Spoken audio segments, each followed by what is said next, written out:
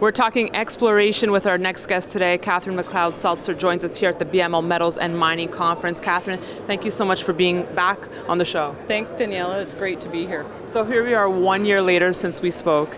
And I remember last year you were worried and concerned about depleting reserves. So that's one thing I'd like to bring up with you. How do you see the environment 1 year later? Everything I think that I talked about last year is coming true. And very strongly. I mean, another one of our big gold companies just took 20% of their reserves off the reserve statement. And last year at this time, I sort of stopped counting after this interview. Last year, we had taken 90 million ounces off of the reserve statements of the biggest gold mining companies. You know, we're not only depleting by mining 90 million ounces a year, but we've taken the reserve statements down. So what do you think about exploration activity in the sector? I know Randgold it has allocated more to exploration, but that's not the case for a lot of mining companies. So how much does that concern you? It concerns me a lot because it's the future of our industry. It's the future of our companies.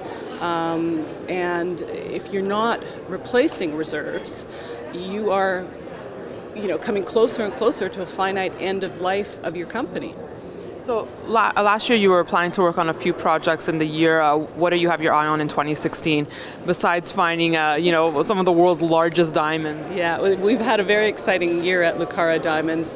We found an 1109 carat flawless gem-quality diamond that is the second largest ever discovered. Wow. So that was very exciting last year.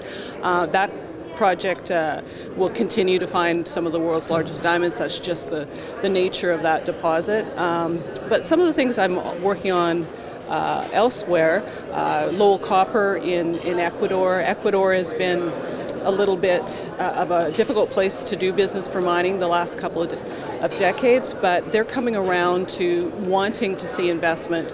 So we see, attendance is robust this year. We have mainstream media, CNBC, Bloomberg, we're here covering this event. So obviously there is interest back in the sector. We've seen the rally that gold, and silver mining stocks are having. Do you think it's sustainable? Is this giving you hope? I think it's sustainable from the point of view of we need higher prices because without higher prices, we're going to deplete these mines and deplete the reserves of these companies. So whether we kind of bump along the bottom for a little bit or sustain this upward movement, I don't think we're going back down. I mean, the corner has been turned. I think we're seeing really optimistic. Well, yeah, I am optimistic. We saw a lot of the weaker players kind of leave the scene. Do you think that will stop, or more needs to happen, that they need to be flushed out of the system here? Oh, no, I think we've done a lot of flushing out. I mean, between what we saw this last week and last year, 100 million ounces, poof, right? We need to replace those ounces. So, Catherine, I know you're working on a lot of exciting projects. Let's talk about your big silver project that you're eyeing. Sure. It's called the Corani Project. It's in Peru, and it's one of the world's biggest undeveloped silver projects. There's over 200 million ounces of silver in the project and over 4.5 billion pounds of lead and zinc. And what I love about this project is the rarity factor of the size and the fact that it is so leveraged to the silver price. At every dollar silver goes up, the net asset value of our Corani project goes up $120 million. So it's direct drive.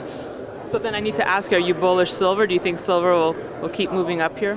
I am, and I think it's sort of the anti-central bank, anti-unintended consequences trade to be putting a portion of your net worth into precious metals. Absolutely. Well, Catherine, thank you so much for stopping by. Thank you, Daniela. And thank you for watching our coverage here from the BMO Metals and Mining Conference. We'll have more for you in the next few days, so be sure to keep watching Kitco.com. Thank you. Great.